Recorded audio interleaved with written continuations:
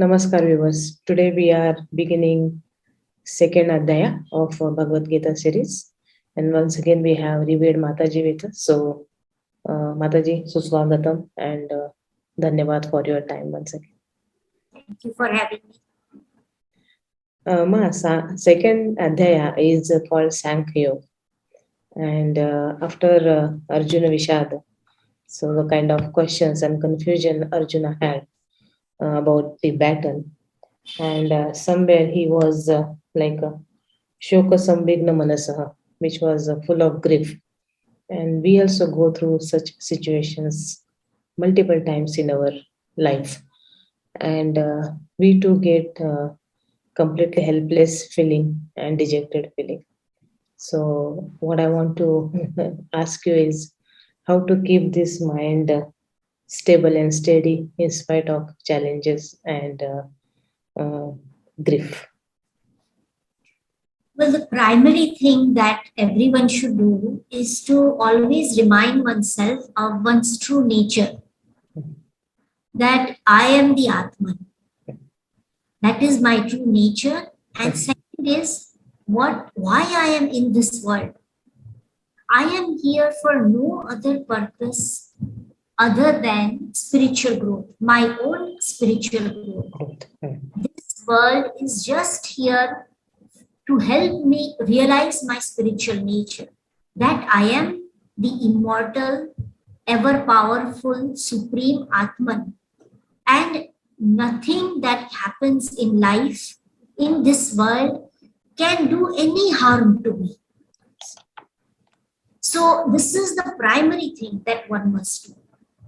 And being on one's own, if we think like this, it helps, no doubt. That is the basic sadhana. But it may not be enough. So we have to fortify that belief system of ours by reading books. And second is by satsang. Satsang of people who are also have a spiritual purpose in life and can help us, we can help each other. Because what we tell our own selves, we are repeating in our minds. These are our thoughts. But by discussing with others, then those thoughts are made stronger, they are fortified. So this is the basic thing that one must do. Then there are other things also, doing all kinds of minor things that change our mood, so to speak. So music, chanting, even so-called secular things, I like to include them because we have to be very practical in our education. It is not enough to think about the Atman and Brahman and, high-flowing philosophy. We have to be very practical. So, going for walks, having a positive, creative hobby, which is different from our main work in life. Like I may be a doctor, then I should learn some music. I'm giving you, someone may like to write hymns. Developing all kinds of hobbies. We must develop different parts of our brain. Usually, most of us, almost everyone, we devote our mental and physical energy in a certain direction. Yes. And the rest of our mind is left there unused.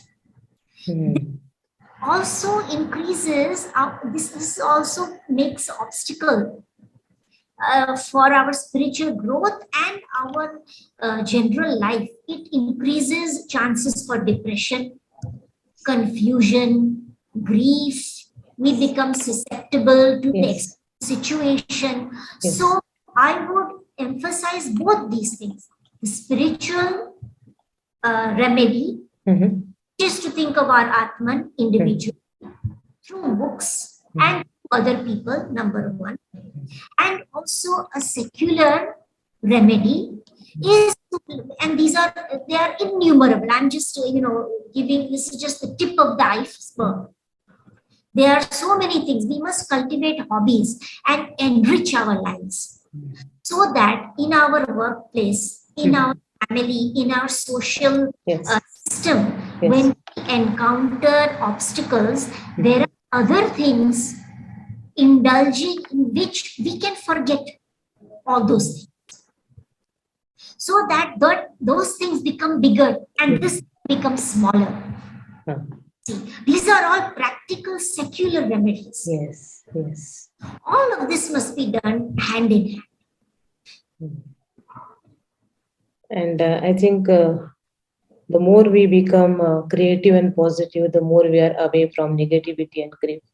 Yes. And dejection and fear. Yes. Another thing I would like to emphasize, and this is particularly applies to women. You see, when we are spiritual minded, I am assuming everyone who has taken the time to listen to us is spiritually inclined. Yes. Most women think that to do work for other people, our family or the society, that itself is spiritual. True. That is true. But it is equally important to take time out for oneself. Women are totally lost in their family, in their children, in giving, which is absolutely. This is the greatness of Indian women. There is no doubt. I am not saying that is wrong. No.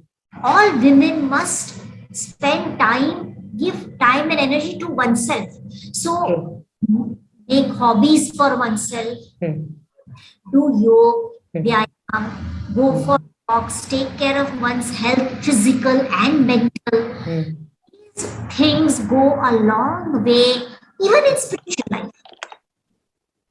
And it helps so that we don't get overcome. So my whole job is to take care of my family. I spend morning to night in my family. Yes. In my social relations. Whether or not I may have a job, it does not matter.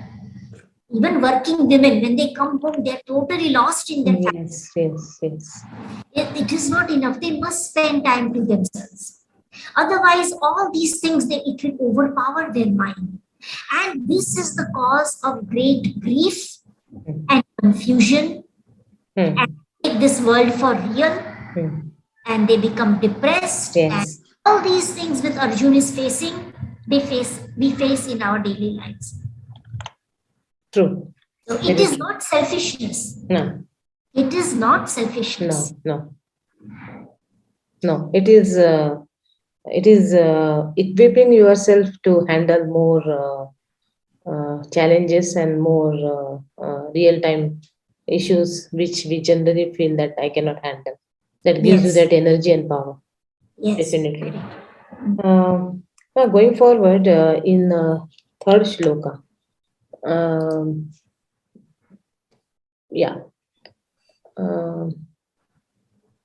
There is a mention of Klaibyam partha nainattayupadyate shudram hridaya daurbalyam takto uttishta parantapa. So, what I literal meanings of Klaibyam is a third gender.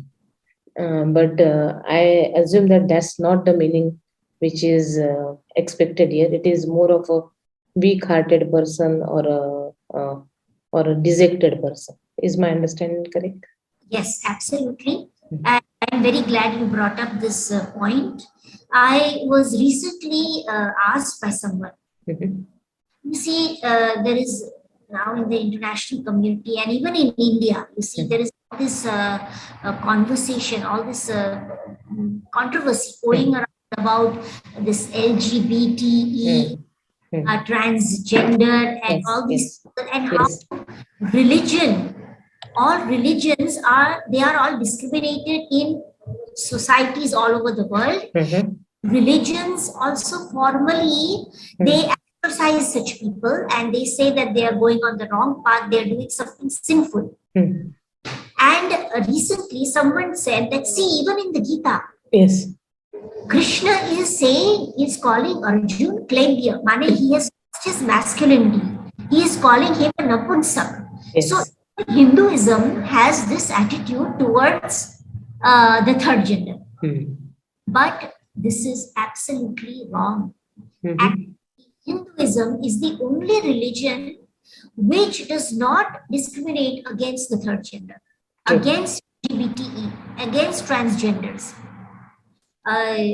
In Manusmriti, in all kinds of scriptures, these kinds of relations have been, sexual relations have been addressed neither positively nor negatively. They have just stated it as a matter of fact that there are certain people who are oriented in this manner. Yes. But it is not frowned upon. It is not considered sinful at all. And we find innumerable stories in our shastras, in our in our itihasas, which show such people. I don't want to go into that because it is a topic, but it's very, very important in this day and age to emphasize that Hinduism is not against such people. It incorporates all kinds of people in its fold. In this sloka, what is klebya? Klebya means someone who has lost the positive attitude towards life, whose mind has become weak because of his external situation. Someone who has lost the zest for life. The purpose in life, he starts questioning. Feeble-minded, like you said. So this is the meaning of klebya. It has nothing to do with the third gender. Right. Yeah. Thank you for explaining that. Otherwise, people misinterpret it and make a lot of wrong meanings out of it. And another thing, there is even in Indian news, we hear about all these things now. There are laws coming up, and they're taking it to court. These laws have been, our legal system has been imposed upon us by the British. It is our legal system. It is not as per the culture of India. It is a foreign thing. That is why we have all this so-called, twisted, totally weird legal system. Nothing to do with the Indian culture. That does not mean Hinduism is like that. It does not mean India is like that. Yes, makes sense. Makes sense. Absolutely. Now, here I want to ask one question, where Shri Krishna Bhagavan is explaining Arjuna, like,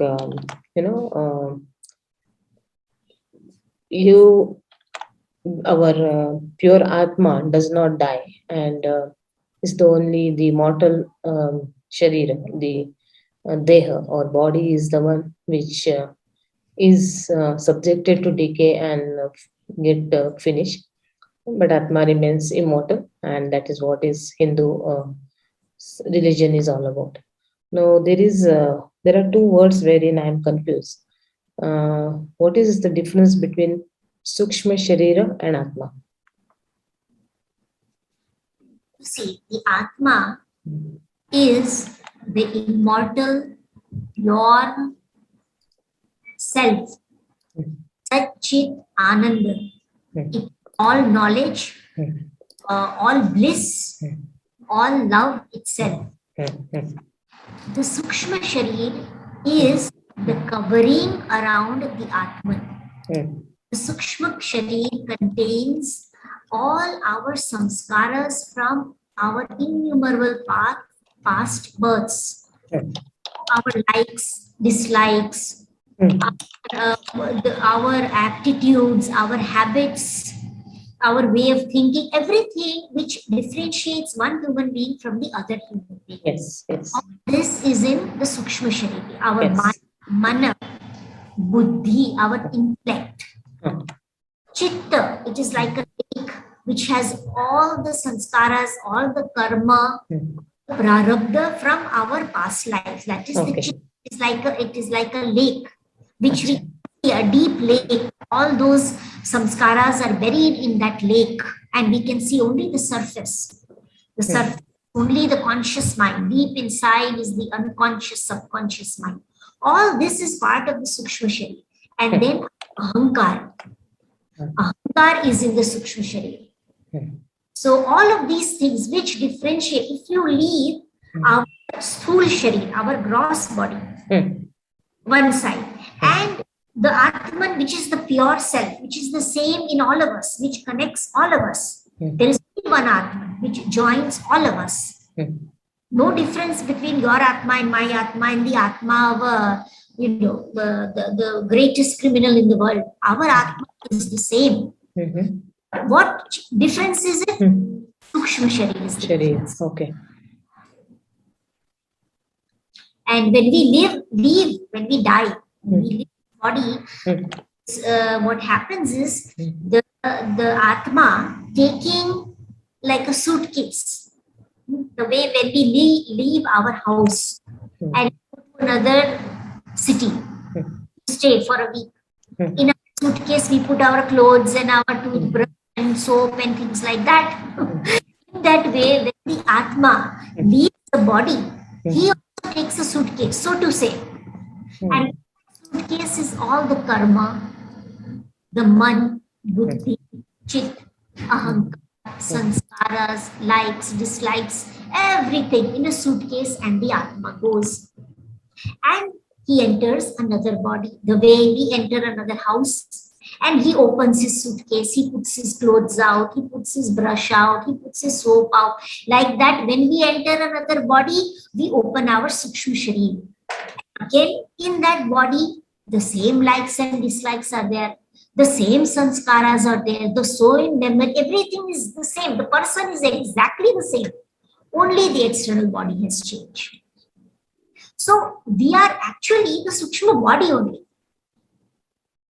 The stool body is just differentiating, like, putting our Sukshma body within a certain periphery. Who am I? Most of the time when I'm sleeping 8 hours a day, I am sleeping. Yes. The body is gone. Where do we live? There, the Sukshma Sharir. Okay. Yes. So do you mean to say that our ancestors do exist in Sukshma Sharir around us? If they have not gotten Moksha. mukti, yes. Yes. The Sukshma stays till mukti. Finally, the Atma, the way on death, we get rid of the gross body. When a person becomes free, when he gets moksha, then the Atma gets rid of the Sukshma body also. It also dissolves. It becomes totally pure. And the Atma, as we know it, it shines in its own self. That is the meaning of moksha. Yeah, we'll come to that point more in detail going forward. Right now, I want you to look into verse 16, which says that na sato vidyate bhavo na bhavo vidyate satah. So, what I want to ask you is asat and sat. These are the two terminologies I want you to explain. Is it like the cause and the effect, or is it like unreal and real? You can say real and unreal. Okay. Sat is something that is always real. It always is there. That is true, which is only the Atma. The asat is something that changes. It is not always there. Right now, we are here. We are talking to each other. Yes. Tomorrow, you will do some other work. Yes. I will go somewhere else. Yes. So we are always changing. Yes. Even this world, it undergoes Srishti, Sthiti, Pralay. It is also always changing. That changes is mithya. It is asat. It is actually a combination of sat and sat, to be accurate. In terms, it's a combination of sat and sat. It cannot be to get a little bit into Vedanta. You cannot say it is asat. Because we see it. I think I see, how can I say it is not sat? Yes. But at the same time, it is not always there. So it is not sat either. It is neither nor sat. That is the meaning of mithya. Yeah. But in the next line, Ishwari is saying that the Tatvajnani Purusha will see both of these very clearly. Yes. Hmm. Tatvajnani Purusha, Hmm. that means he is still in his body, in his full body. Hmm. So he is living in this multiplicity, in this world. So he is eating, drinking, sleeping, working, doing everything, interacting with people. But he knows he is a jnani. So he knows what is Sat. At the same time, he is living in this so-called Asat world. He knows both Sat and Asat. That is the meaning. No, I have very peculiar question, and that is something I always bother about. What I meant to say is perishable bodies, like as you said, the external coverage will vanish, but the sukshma body does exist, Atma does exist. So, what I'm saying is perishable bodies are called antavanta, which has an end. But imedeha, but unless we are embodied, we cannot understand all this knowledge, like what you are telling me, explaining to me. Unless I have this buddhi, this sharira, this indriya, which are my jnana indriya, they are giving me all the knowledge. For example, we are talking, we are listening, your expressions, all that is giving me a clarity of this knowledge at this moment. So if unless I'm embodied, I won't be able to understand many things. Then why do we are asked to be so ignorant about the body or the birth for that matter, or even death for that matter? You are absolutely right. The purpose of our body, our mind, our Sukshma, everything is to realize our true self. So we are supposed to use it as an instrument. But what is the problem? We think that itself is the most important thing. That is why we are asked to remember, we are told to remember that it is perishable. It is not that we are not supposed to take care of it. We have to take care of it. Like we were talking about, cultivating hobbies and doing yoga and things like that. What is that? Taking care of our body, taking care of our mind. Sukshma Shari. So we do have to nourish it and take care of it. But what we do, we think that itself is everything. My bodily comfort is everything. To get love and sympathy and to enjoy myself itself is everything. That is why we are supposed to remember that it is perishable. We must put it in its place as an instrument for spiritual growth. Then, see, that is the meaning, Sat and Asat. We must put things in their proper perspective. Nothing is tyajya. Nothing is to be given, thrown away as disgusting or not important. Yes. This body is a temple of God. In fact, Yoga, Patanjali Darshan, the main premise of Patanjali, first Patanjali's Yoga Sutra is not the first sutra, but the one basic principles is that this Purusha and Prakriti have got together. This Samyog, mane of God and Chetan, of Sat and Sat. This Samyog has happened. Why? So that we realize ourselves as the Atman for no other reason.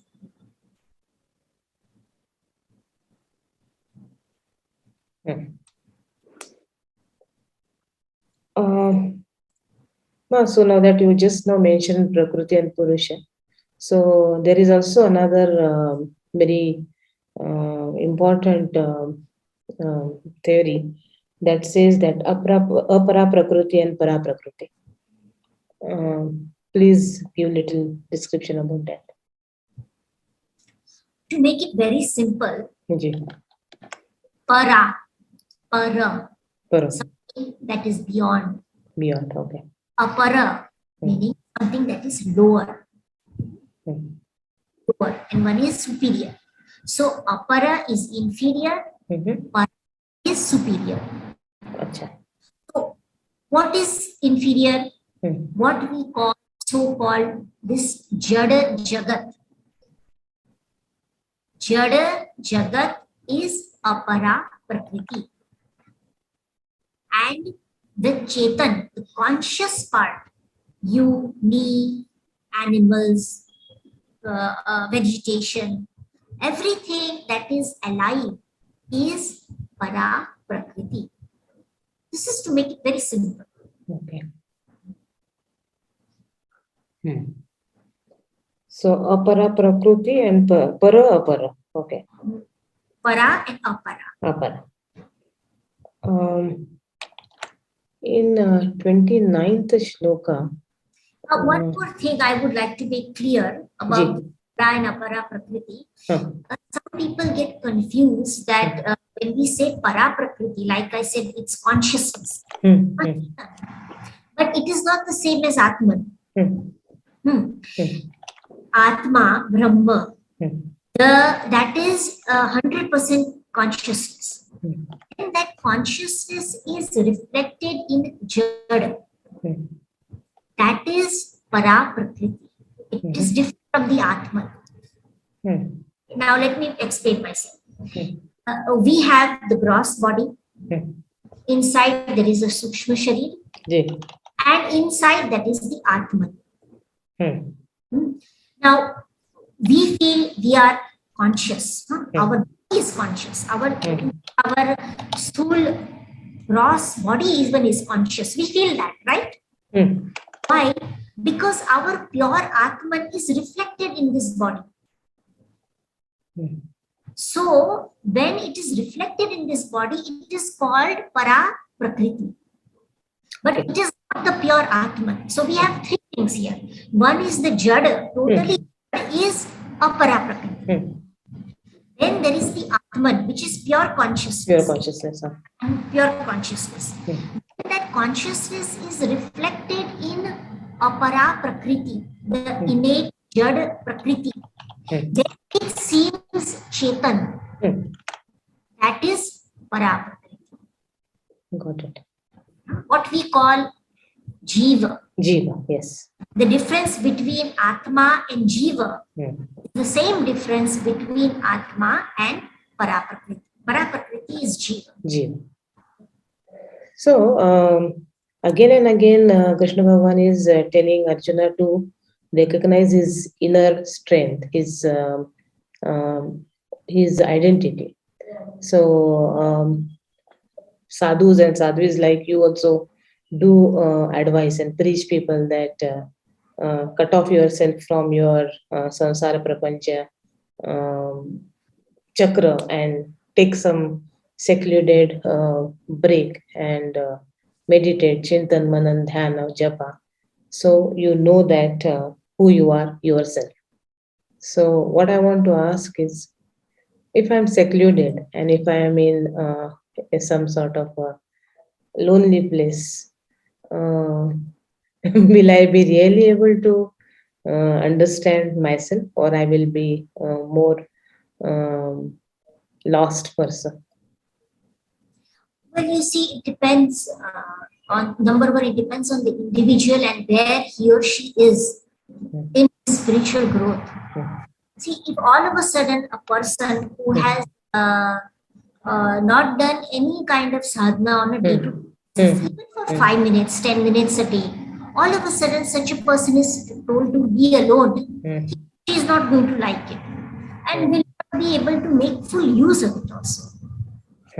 So this is suggested. Solitude is suggested to someone who devotes at least 5, 10, 15 minutes a day to or introspection or some worship or some scripture study, something to in spiritual life. Then after doing that for some time, that person wants to give more energy, go into deeper into spiritual journey. His external routine, his life, energy goes in that. and he's involved in that. So for some time to take that away, leave all the daily routine, to go into solitude, such a person will profit immensely. And that also depends on how long he can maintain it. You see, for some one day is enough. For some people, 3 days. Some people, a week, a month. Some people, 1 year sabbatical. Yes. That depends on the individual. Okay. It depends on totally depends on the individual. How much I am able to do. Then one has to be honest with oneself. Okay, I have taken 1 month off. Go spiritual journey, and after 1 week, I am bored. I'll open my mobile and watch some movie. Okay, I'm just giving an example. Yes. There's nothing wrong. No. A movie, okay? Yes. But I'm saying that then that person has to be honest with oneself. That is not solitude. It's not spiritual solitude. Then you must be honest and go back and do your routine work, enter the world again. Then after a month or 6 months or whenever, then you take another 1 week off. One must be honest with oneself also. True. And as you rightly said, not all people be comfortable in such situation if they're not used to of such practice on a regular basis. Yes, it is very important. Actually, thing is, what you do before going into solitude is as important as what you do after going into solitude, because you are preparing your mind for it. No? Yes. Preparing the mind for it. It's very important. Yes. I'm coming to verse 38 now. Sukha dukhe same krutva labha labho jaya jayo tato yudhaya yasva naivam papam vapsasi. Do not worry about jay, parajay, sukha, dukha. Take it as your kartavya, and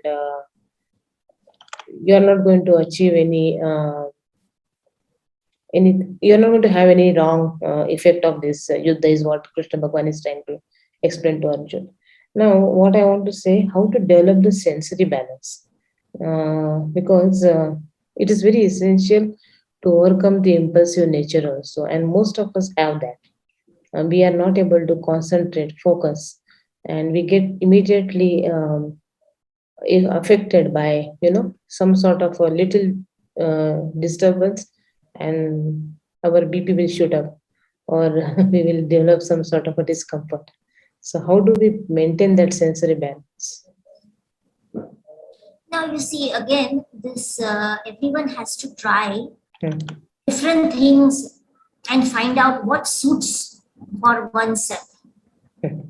I will give you one thing that may suit people. There are all kinds of visualization techniques that can be helpful. When we say think of our real nature, we discussed previously. Yes. So we can actually visualize that we ourselves are inside Krishna's chariot. We ourselves are Arjuna. Shri Krishna is with us. Nothing will happen to us. We are going to be victorious. Yes. We are in this chariot. My God is with me. He is always protecting me. I will never die. I am always going to be successful. So what am I? I am the immortal, blissful, perfect Atma. That is what it means to be in Arjuna's chariot. Yes. Because Krishna is with me and I am going to be victorious. So that is my real nature.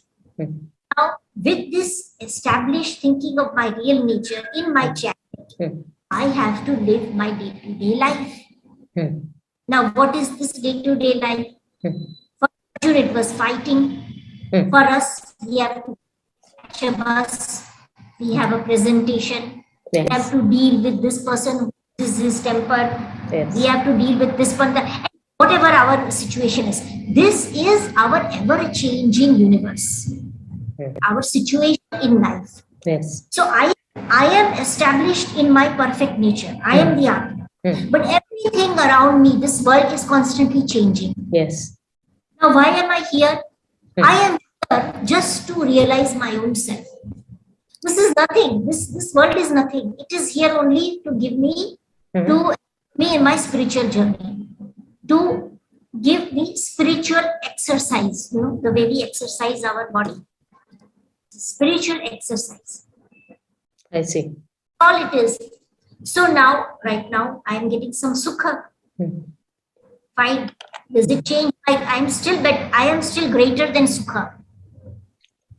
No sukha can be greater than myself. Yes. I am a millionaire. You give me 1 rupee. What am I going to do with that 1 rupee? It's like that. I am the immortal, perfect Atman. What will a little sukha do to me? Sukha. Again, dukha. Dukha will come. So what? Nothing is going to disturb me. I am perfect. Sukha is mithya. It is just temporary here. It is here to give me spiritual exercise. To help me remind me of my real nature. No, this dukha is something external. I am the immortal soul. My God is always with me, protecting me. This is sukha, dukha. Labh, alabh, jai, ajay. So all this one by one things are always thrown at me. I am established in my chariot with my God, in my real nature. This kind of visualization helps the senses to be balanced, to be calm. This is one kind of visualization. This is just one way of doing it. There are many other ways. There are many kinds of meditations that are available. Everyone has to try and figure out what appeals to him or her. And why settle on one? Have half a dozen. Yes. Select half a dozen. Yes. One day I am in the mood for this. One day I am in the mood for this. I'm talking about how to, you're talking about sensory balance. Our upasana, what our guru teaches, what regular meditation, that we must have nishtha for. That is only one thing. That is different. I am talking about other kinds of visualization techniques which help be balanced in our day-to-day life. Okay. So if this world is so unreal and we are here to have through this body have this spiritual growth is what we want everyone to understand. Now, if it is so unreal, then why do we have to bother about many things around us under the name of duty? Because that's what they're meant for. They are here to give us spiritual exercise. Okay. To help us realize our Atman. Okay. So give them proper importance also. The thing is, we are not balanced. We either give them too much importance, or we ignore. This is everything. This is my life. Yes. This is my life. If this happens, I will die. This does not happen, I am happy. My whole stability depends on the external world. Too much importance. Yes. At the same time, when we say it is mithya, we become selfish. And that also is wrong. Yes. There are many Vedantins, I am sorry to say, who do not have this kind of balance. This external world is in that measure because it is important. We have come here because it is important for our spiritual practice. We need this world in order to spiritually grow. So we must give it importance. We must give our mind to it, do what is supposed to be done, not do what is forbidden. Everything, we must do our duty. But we must not give them too much importance, nor give them too less importance. Balance is the key. We come to the stage wherein Bhagwan says that Salpamapasya dharmasya trayate mahato bhayat. So when you start karma yoga, and if it is associated with Ishvara Karya, or you're surrendering your activities or your work to God, then that will definitely help you to liberate yourself from this chakra. Now, my question here is how much is Swalpa? How much Dharma is required? Well, you see, it is not something we can measure, in Vyavaharik terms, like, 1 kilo, 1.5 kilo, Exactly. or 1/2 feet diameter, and, it is not something you can. What actually Shri Krishna is trying to say, that in order to face the great fear, what is the great fear? That is death. Yes.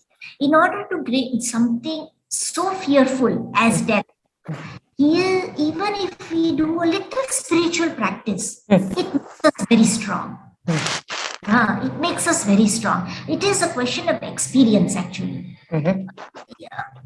You see, it is the experience of many people that half an hour I have very good japa and meditation. Suppose for half an hour, just half an hour, my whole day goes very well. Only with half an hour. Now, isn't that 24 hours? And No. an hour is just like 1/48. So that is very swalpa. That is swalpa, right? Compared to the whole day. So what is swalpa? It depends. It is not something that can be measured. He is just trying to say that you do a little, you get a taste of it, and see yourself that you will be able to face death.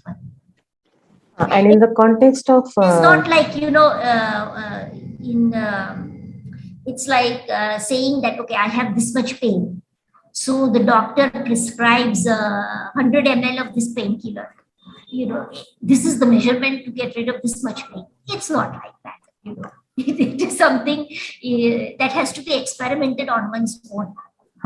The reason why am I asking you this basic question is one, Alpamati, and second thing is especially people who have devoted their life or their time for the some sort of a social work, or we call it Samaja Utthapan. And in that context, what I'm saying is there are many situations wherein they may have to take some decisions, and which may go against their values or principles, knowingly, unknowingly. So in that case, there are such situations wherein they deviate from their original ideology, and that is not good for the path they have chosen. And from that point of view, I ask you, how much is Solpa? Because they started with good intention, but due to some reason, of course, it's not right, but they were compulsion for them to take such, or they don't even know that they are getting into the wrong path. Wrong is not completely wrong, but they are deviating from their ideology. In that case, will they lose the fruit, is what I want to know. You see, in this path, we all make mistakes. It is not easy. Like walking on a razor's edge. Absolutely. Razor's edge. So it is somewhere Swamiji said that it is no surprise that so many people fail.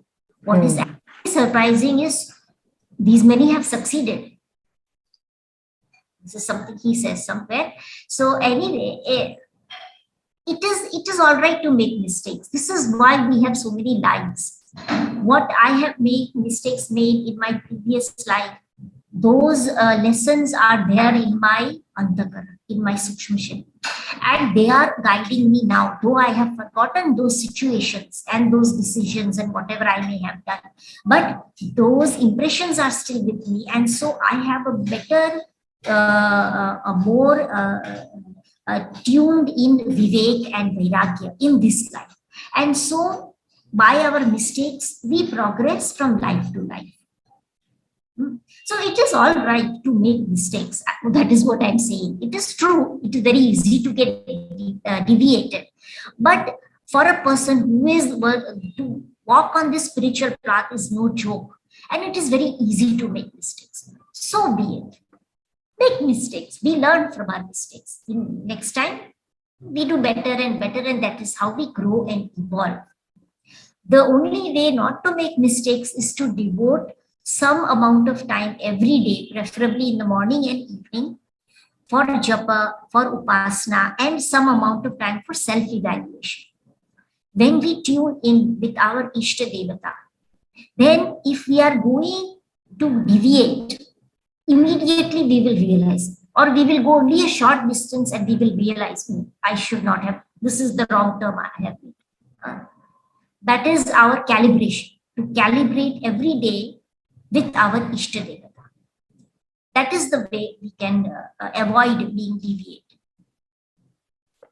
So, what you are saying is making sense that other than doing your regular karma yoga, devote some time for the we call it retrospect or sitting and connecting yourself with your ideology, with your ishta, and then that itself will correct you if at all you are going away from your thought process. Is a character building a cumulative process. What I mean by cumulative process is it adds up with every activity that we do. Absolutely. Absolutely. Continuously, character building is happening. Everything we do, everything we say, everything we think makes an impression and forms our samskaras which will be activated in the future. And what are these samskaras? This is our character. Yeah. So yes, absolutely. It is a totally cumulative thing.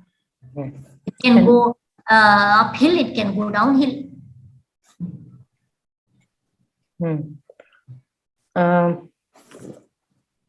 Yes. So now that you are just now mentioned, Mataji, that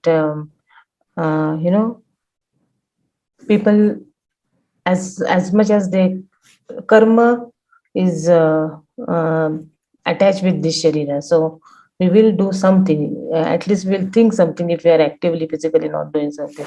It is also karma, and that attracts the fruit also. So what I am trying to understand here is Purushartha is a very important term in our life, and that involves a lot of rituals. Be it is sharir related, be it is dharma related, be it is karma related. So that sometimes what happens, people get more engaged with those rituals than the spiritual path or actual sadhana. So how do one channelize the energy to stick to because I have seen people doing grand celebrations, big pujas, big homa, yajna, and the more focus is on the food arrangements and other thing and not on the actual reason why it is organized. So that's where we can visibly say that deviating from the cause, but then how to channelize that energy for common people, I'm asking. You see, Shri Ramakrishna somewhere says that there are three kinds of devotees. You see, Rajasic, Tamasic, and Sattvic. So the people you are talking about are those who are called Rajasic devotees. Want to have big pujas and yagnas and make so much food and feed so many people. But that is their temperament. You have to let them do that. I see. Okay. You have to let them do it. I think, suppose I am very Rajasic. So what will I want? I will want a big house, a lot of show, whatever wealth I am, I want to show it, and etc. Comfort and luxury.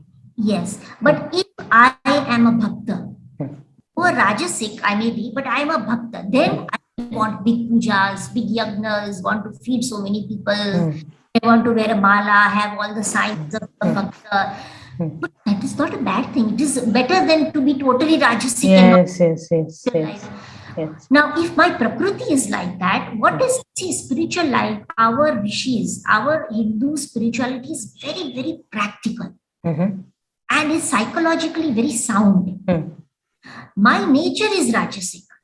Mm. So I will give it a spiritual turn, but that spirituality will be rajasic. That is all right. Slowly, while doing that, I will be tired.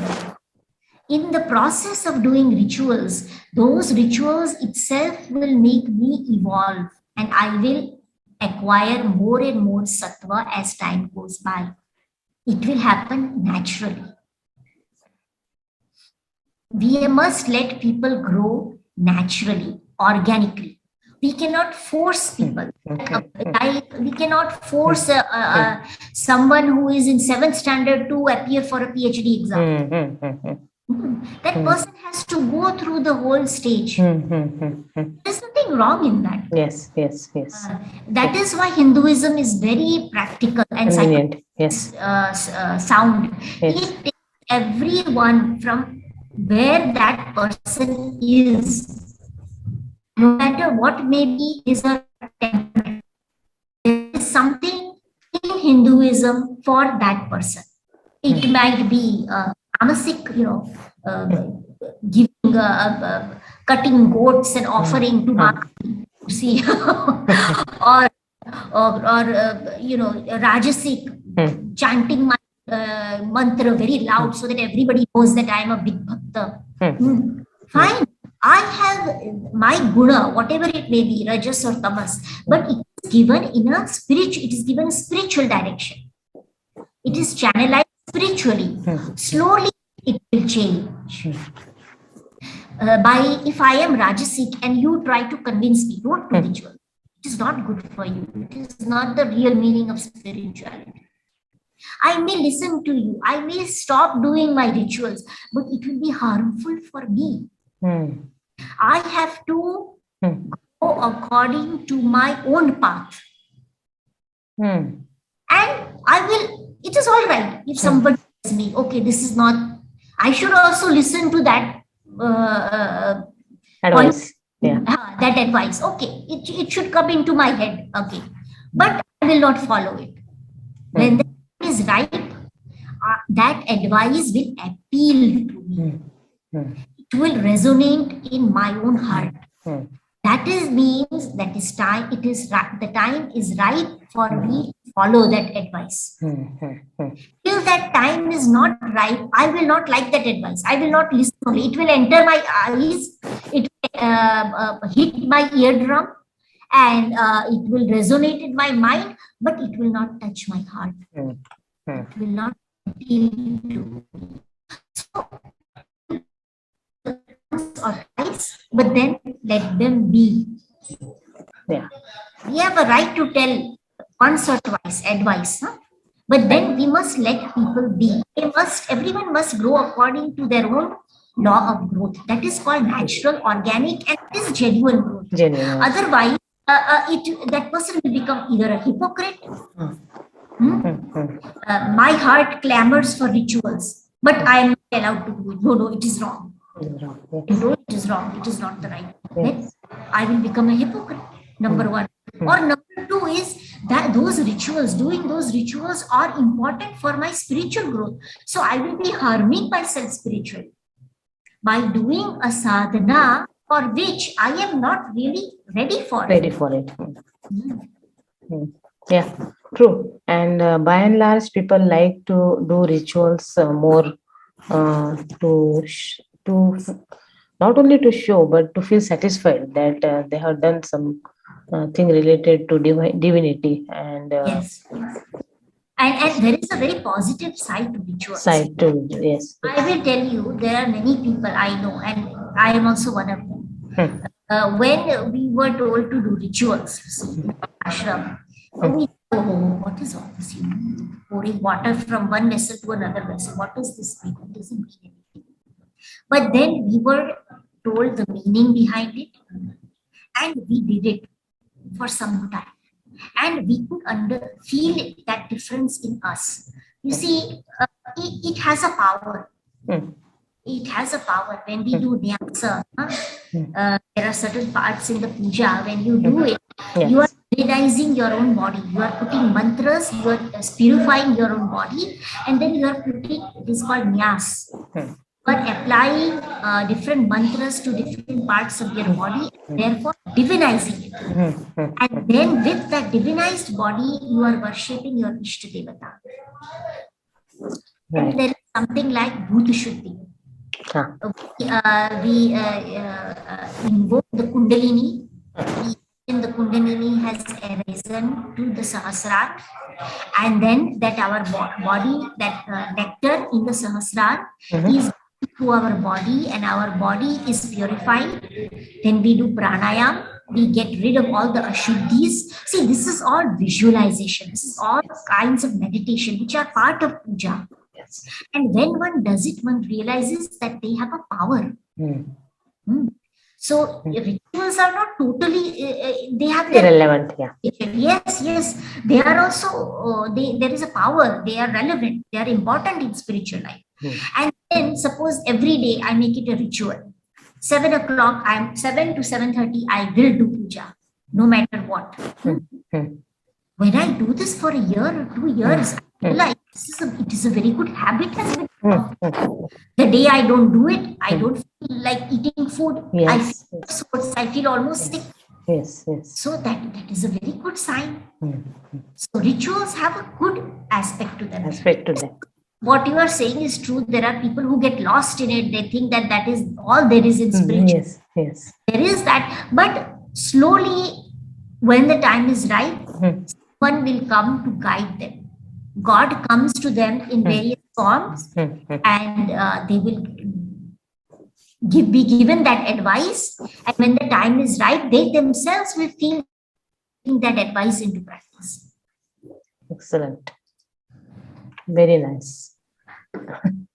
Now that we just now spoke about three gunas, and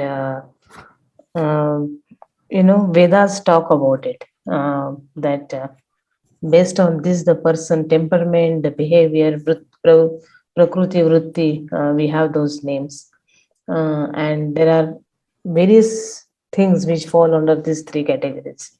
And every person, not only person, even the creatures for that matter, have these three gunas in them.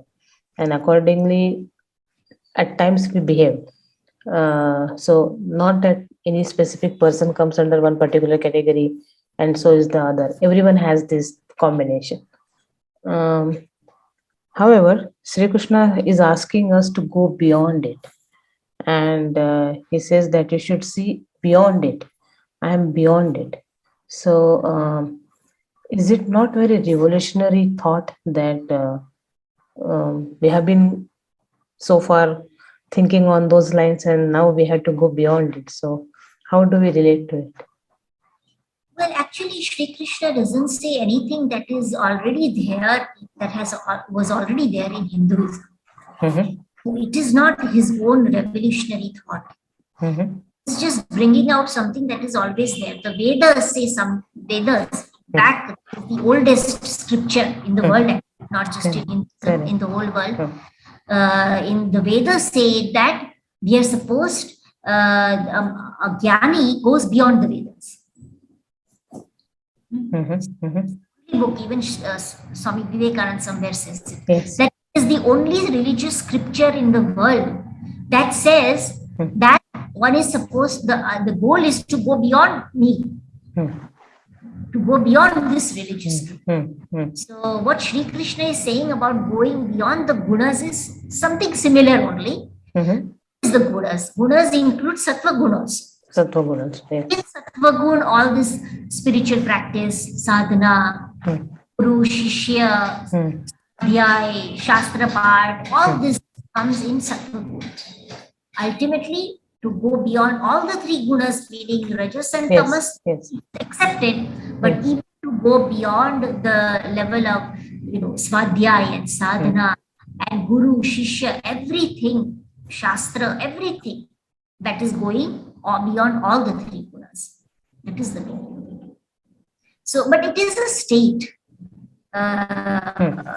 It is a very high state, and that state is in under only two circumstances. One is in samadhi, and the second is when you finally, when a jivan mukta finally gets rid of his gross body.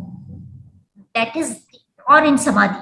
That is the only state in which you can really be beyond the three gunas. Otherwise, as long as we live in this world, as long as we are operating through our mind and body, we are in the middle of the gunas. As long as we are embodied, we cannot go beyond those three gunas. We cannot realize this. Unless we enter into samadhi. Samadhi, yes. That is one stage wherein even being in body, you can still realize it when you are in samadhi.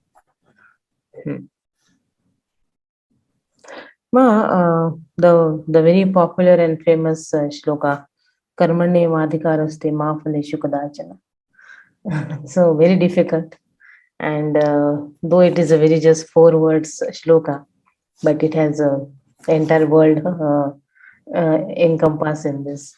So generally, common men have this question that if I don't get anything out of it, what is my motivation to do particular activity?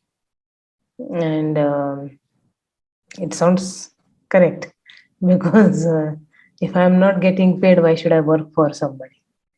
So how do we describe this criteria? The answer is to realize why we have come in the world. Why we have come in this world. What? Okay, let's start with work. Why do I work? Because I am living in this world. I need food, clothing, shelter. I have to provide for my family. So I am working. Why am I in a family? Why I am in this world? Why did I come here in the first place? For no reason except for my spiritual growth. That is the main purpose of our life here. We have come here to go further on our spiritual journey. So when any work presents itself before me, why I am working? The same answer is there, for my spiritual growth. Yes. Though in this work will give me this much money or this result or whatever it may be, that is just a side effect. That is just like a side effect. It will come. But the purpose is, the main fruit is my spiritual growth. So if we remember the purpose of our coming into this world itself, that is the purpose of why I am doing any work at all. So I am not doing work for money. I am not doing work to please somebody. I am not doing work to get name or fame or any result or whatever. I am working to spiritually grow. And Holy Mother says the desire for spiritual growth is not really a desire. It cannot be in the category of desires. That's right. So when a person realizes this, and a sadhaka knows it, theoretically at least, that I am here for my spiritual growth. So then my work will be done in that attitude. And when I am doing work in this attitude, naturally, I do not want the fruits. My fruit is what? My spiritual growth. Right? That is my fruit, which I am working for. Whatever other side fruits, results I might be having, that is just with it. It's like I am going to the market to buy my groceries. On the way, I had some sugarcane juice. I mean, just giving you. But I did not go to have sugarcane juice. I had actually got my daily groceries. But on the way, I had some sugarcane juice. So this is just a side effect, of the fruit of my action. The main fruit is my spiritual. So sakama karma becomes karma. Yeah. So sakama karma is kind of a nimna shreni, or not virtuous. So person should work towards the very fact that I'm here to grow spiritually and not otherwise. Absolutely. Yeah. If that ideal is kept, if that attitude, we know that, most sadhakas, being Yes, sadhakas, yes. we know that. But as long as we are reminded of that truth, we will be safe. We will not work with desires. But soon after that, there is a very beautiful shloka. Buddhi yukto jahatiha ubhe sukruta dushkrute tasmat udyogaya yujasva yoga karma kaushalam. This karma kaushalam is a very, very beautiful term. I love it personally. And philosophically, it is efficiency is the word for this, and but it is very rarely available. This is a motto of IS institutes, karma kaushalam, to do it with precision, to do it with persistence, and to do it with dedication. So how do we how do we explain this criteria, which is beautiful? I love this karma kaushalam. Yes. Well, it practice actually. The main thing is practice. Yes. It's not easy to do, but it is the one thing that should be done. And it's only in working in this manner that we get joy in work also. Otherwise, work becomes a burden. See, I have to do this. I have to do it in this way. I have to have this result. It becomes a burden. We do not enjoy working. We don't enjoy life, because most of life, waking life, is work only. At least half of it, I would say. Yes. So by doing this, it's not just a moral imperative. It should be like that. This is how we enjoy working. Only when we do it with the attitude of yoga, we do it as yoga. And the only secret is practice. Think of one's own real nature, or think that one's Ishtadevata is always seated in one's heart, like talked before. Arjuna is seated in the chariot with his Ishtadevata. And this work I am doing, this is my battlefield, but I am steady. I am calm.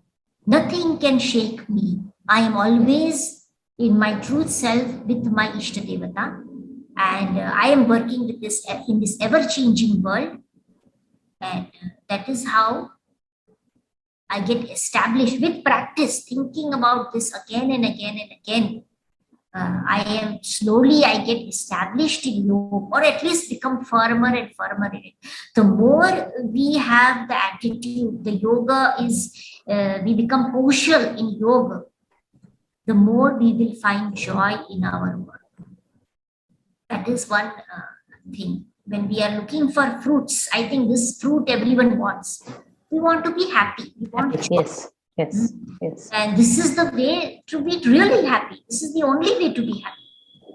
If we work with the yogic attitude, kaushalya, by practice, this happens. And when we get the taste of this joy, it's like we want to do it more and more and more. Without getting the taste of it, it will become a burden. But once we get a little taste of what it is to really practice yoga, we will want to do it more and more. And that also encourages us. Right. How do we encourage people to develop that Ishvara Bhakti and self-identity? Actually, it is not possible to do it by words. One thing, if it is at all possible to influence another person, it is when they see that you are so happy. There is no other way. You cannot force people. You cannot make people be interested in spiritual life. It's like making your children eat vegetables, or leave their video game and study. You may shout and scream and they may do it, but other people, they will not even do that much. And you cannot shout and scream. Yes, yes, yes. The only thing to make a person is to make that person realize that, see, you have something that is worth having. I'll tell you a story. There was this man. He was a fisherman, a very poor man. One small boat used to go and catch fishes and sell them in the market, and somehow his small family used to survive. Then one day, here there was a big hurricane and a lot of rain, and his boat got swept away. Okay, one before this, when he used to, every day, when he used to get into his boat, at the banks of that river, there was one sadhu who was alone and he was meditating there. Every day he would go, this fisherman would go and see this sadhu. Every day he saw it. There was no interaction or conversation between them. He just saw this person sitting quietly. Then finally, when that hurricane came and his boat got washed away, he came to the early in the morning for his boat to go fishing, and he saw that the hurricane had, his boat was not. He started crying and moaning and wailing, and he was so unhappy. What will I do? What will I eat? How will I make my family, survive, etc., etc. So seeing him, that sadhu, who was also there as every other day, came up to him and said, "Why are you crying?" He says, "I lost my boat." The whole thing. He told him, "Don't worry. I have a parasmani." Parasmani. Parasmani is a kind of gem. Yeah, which will convert iron into gold. Iron into gold. Imagine that fisherman's joy. He was so happy. Oh my God, you have a I will give it to you. Don't worry.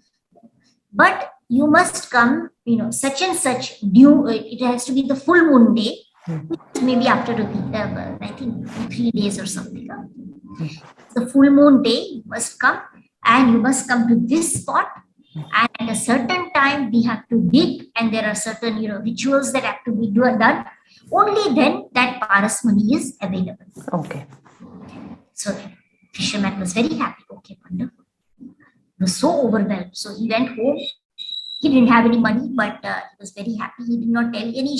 And the sadhu told him, "Don't tell anyone. Don't even tell your family, not your wife, no one. You must promise me." She says, "All right. Only then I will give you the parasmani." So he did not tell anyone, and he had a good meal. And at night, this was the night before the Punam, before the full moon day, and he couldn't sleep because he was so excited, Yes. to get the parasmani. And he kept dreaming, when I get the parasmani, I will make the gold, and then I will buy this, I will buy that, I will get my daughter married, I will get a new house, etc., etc. He was full of dreams. And he couldn't sleep, but then slowly, when he had exhausted all his dreams, when he had thought everything through, he really started thinking deeply. Slowly, he was lost in deep thought. After a couple of hours, he got very agitated. And the next day came, it was the full moon day. He came to that monk, and the monk was already with his rituals, and the place and everything was ready. And that fisherman, do you know what he tells that monk? "No, I don't want that parasmani. You knew all this time that there is a parasmani. You had that parasmani in your hand, but you never wanted it. That means you have something that is even more precious, valuable than parasmani. I want what you have, not that parasmani." This is the way we can influence another person. When a person sees that, oh, this person, she has something, she's so calm, she's so happy, she may or may not have problems, they do not overpower her.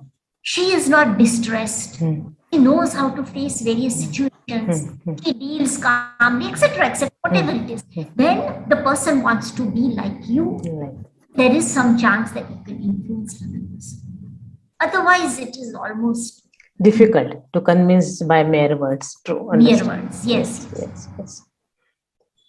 My last question, and then we'll wind up. 70th shloka, 70. I would request you to chant that, and then we will have a talk on that. Apuryamanam achala pratishtam samudramapah pravishanti yadvat tadvat kamayam pravishanti sarve sashanti mapnoti nakamakami. This is a beautiful verse. Beautiful words. Very beautiful. This is actually, if you can make full use of this verse, it is a meditation in itself. It is a major meditation in itself. What does it say? Apurya Barnam, meaning it is overflowing. Purana means Purana means Apurya Manam, it is overflowing. Achalam, it is not, it is steady. Steady. Pratishtam, it is established in steadiness. Samudra Apaha, it is the ocean of water. Pravishanti Yadvat, as if entering the ocean. Yadvat, meaning as if entering, like Pravishanti is entering. And what? Samudram Apaha, ocean of water. Tadvat, in that way. Yadvat, Tadvat. Kama, meaning desires. Yam Pravishanti Sarve, desire, all desires enter. Enter what? As Enter if the Purusha, yeah. The person. Yes. So that person, Shanti Apnoti, attains peace. Na Kama Kami, not one who desires. Bhogi. Desire, fulfillment of desires. Yes. So this is who is the one? We were talking about happiness. Everyone wants to be happiness. Everyone wants peace and fulfillment. So how to attain that? Na Kama Kami. By fulfilling one desires, one does not get peace. Gets it in whom all desires enter. The way rivers enter an ocean. Rivers enter the ocean, but the ocean never overflows. Gets disturbed, yes. Never disturbed. Ocean is established in steadiness. So, the person in whom desires may come, but they do not agitate him. They do not disturb him. They do not make him apratishta, chalatva. Do not disturb him of steadiness. He alone gets peace, not someone who desires the fulfillment of desires. So this is a beautiful meditation. We can always think that we are surrounded by an ocean. In this ocean, all these rivers, Ganga, Yamuna, the Nile, the Saraswati, the Danube, all the great rivers of the world are entering into the ocean. But I am one with that ocean. Desires come into me. I see something. I may want something. Desires may come. But they are like rivers. I remain steady like the ocean. This is a big meditation. And whenever one feels unsteady, disturbed, restless, by any situation or by desires, one can think of this verse and visualize oneself as the ocean itself. Here I have a question, Ma. This is very true for people, as you are again and again saying, for sadhakas who have understood the true sense and on a spiritual path. But in the materialistic world, though the person is of very genuine nature and working hard or dedicated, sincere person, there are some experiences or some situations wherein he has to face some unwanted conversations Adhyaya, insult, or humiliation. And that definitely hurts because, especially if you are a sincere person, it hurts more. So, in that situation, whether the person should react or not. See, react, one should not. Mhm. One may choose to act. There is action and reaction. Mhm. Action is you have given me tit, so I give you tat. Mhm. Tit for tat is the reaction. Mhm. But you have done something to me, so I will decide to take this step. Mhm. That action. So we should not react. Otherwise, I'm just in your hands. Correct. But depending on my situation, depending on what you have done to me, and depends on so many things, Yes, I yes. may have to take a certain step. But that step should be taken wisely, with vivek, with calmness, so that it is not a reaction and it is an action. And definitely, there are many times in life, in Vyavaharik Jagat, Yes. we are faced in all kinds of situations where a person must act. Yes. It is Yes. not possible, it is not right to just sit and take beatings Mm. and let the whole world run over you. Yes. A sadhaka is a doormat. Non-violence is not applicable in most situations. It is those who are sadhus, grihasthashram, who are responsible only for themselves. Even sadhus who run ashrams have to take action in certain Actions. situations. Yes. Yes. So only sadhus who are living alone, who are Correct. responsible only for themselves, themselves. can afford to be totally non-violent. Non-violent. And not be non-violent. This non-violence, which has been, I do not want to name names, non-violence is against the basic precepts of Hinduism. Hinduism. Absolutely. Ahimsa. Only for those who want mukti, and for those who are responsible only for themselves and are living a life totally devoted to spirituality and nothing but spirituality. Yes. But other people, they have to take action in different situations, and they may even choose to take action against someone who has done them wrong. Correct. You may go to court, you may have to complain. Yes. Yes, these things have to be done. Have to be done.